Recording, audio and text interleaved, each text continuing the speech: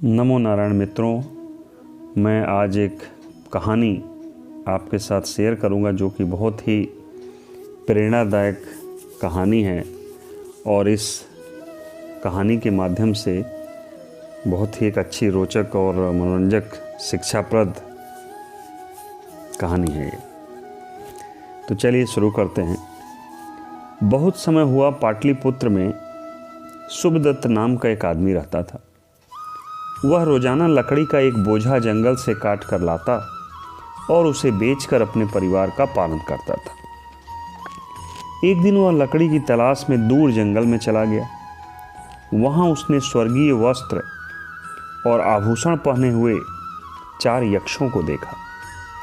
यक्षों ने उसे डरा हुआ देखकर धीरज दिया और उससे पूछा कि वह किस प्रकार अपना गुजारा करता है। उसे गरीब जानकर उन्हें दया आ गई और वे उससे बोले, तुम हमारे घर में नौकर हो जाओ, हम तुम्हारे परिवार का पालन करेंगे और तुम्हें कोई कष्ट नहीं उठाना पड़ेगा। वह नौकरी करने के लिए तैयार हो गया और उनके साथ रहने लगा। वह उनके नहाने का सामान जुटा देता था और उनके बतलाए हुए दूसरे छोटे मोटे काम कर देता था। जब भोजन का समय हुआ तब उन्होंने उससे एक घड़े में से भोजन देने को कहा। घड़े को खाली देखकर वह कुछ झिझका। यक्षों ने फिर मुस्कुराते हुए कहा, क्या तुम नहीं समझते? घड़े में हाथ डालो, जो तुम चाहोगे वही चीज इसमें से निकलेगी। यह घड़ा जिस वस्तु की आवश्यकता होती है उसी को दे देता है। उसने उनके कहने पर घड़े में हाथ डाला तो देखता है कि उसमें सभी खाने पीने की चीजें मौजूद हैं। उसने उसमें से उनके इच्छानुसार भोजन करा दिया और खुद भी अपने इच्छानुसार जी भरकर भोजन किया। अब वह रोजाना बड़ी भक्ति लगन से उनकी सेवा करने लगा। केवल उसे अपने परिवार की चिंता थी। यह जानकर यक्षों ने स्वप्न में उसके दुखी परिवार को संतुष्ट कर दिया। उनकी इस कृपा को देखकर उसे बहुत प्रसन्नता हुई। जब वह 1 महीने उनकी सेवा कर चुका तब यक्षों ने उसकी स्वामी भक्ति से प्रसन्न होकर उससे कहा, कोई वरदान मांगो, कहो तुम क्या चाहते हो। उसने कहा, यदि आप मुझ पर प्रसन्न हैं तो मुझे यह कभी खाली न होने वाला घड़ा दे दीजिए। यक्षों ने उससे कहा, कोई दूसरी चीज मांगो, तुम इसे रख नहीं सकोगे, तुम इसे संभाल नहीं पाओगे। यदि यह टूट गया तो फिर यह तुम्हारे पास से चला जाएगा। उनके सचेत करने पर भी उसने कोई दूसरा वरदान पसंद नहीं किया। तब उन्होंने उसे वही घड़ा दे दिया। उसने उन्हें झुककर प्रणाम किया और बहुत प्रसन्न होते हुए घड़ा लेकर जल्दी अपने घर आ गया।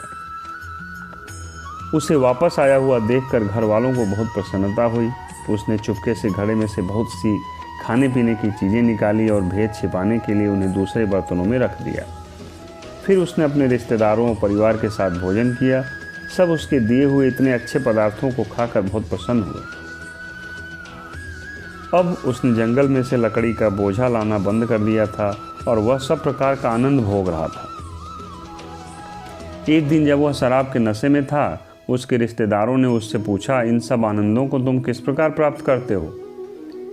यह सुनकर वह घमंड में फूल गया। नशे के कारण घड़े की सारी करामात को उन्हें साफ बता दिया। फिर घड़े को लाकर और उसे अपने कंधे पर रखकर बड़ी शान से नाचने लगा। नाचते समय घड़ा उसके कंधे पर से फिसल गया और गिरकर टुकड़े टुकड़े हो गया। फिर शीघ्र ही उस घड़े के सब टुकड़े आपस में जुड़ गए और जुड़कर वह अपने असली मालिकों के पास चला गया। इसे देखकर वो बहुत निराश और दुखी हुआ, पर अब वह कर ही क्या सकता था। उसकी पहली सी ही दशा हो गई और वह लकड़ी के बोझे फिर से जंगल से लाने पड़े। उसकी यक्षों से फिर कभी भेंट नहीं हुई। इसलिए तुम देखते हो कि अभागे मनुष्य जिसकी बुद्धि मदिरा पान अथवा दूसरी बुरी आदतों और मूर्खताओं से भ्रष्ट हो जाती है, यदि वे धन को किसी प्रकार प्राप्त ही कर लेते हैं तो भी उसकी रक्षा नहीं कर पाते। वह धन वैभव उन्हें छोड़कर चला जाता है। सदाचारी और महान पुरुष ही इसकी रक्षा और उपभोग कर सकते हैं। दोस्तों, इसलिए जब भी आपको ईश्वर की कृपा हो, मौका मिले तो उसको संभालना भी सीखिए और अपने वर्तमान समय को मेहनत से उसको इस तरीके से गुजारिए जिससे आपका भविष्य उज्जवल हो, सुरक्षित हो। नमो नारायण मित्रों।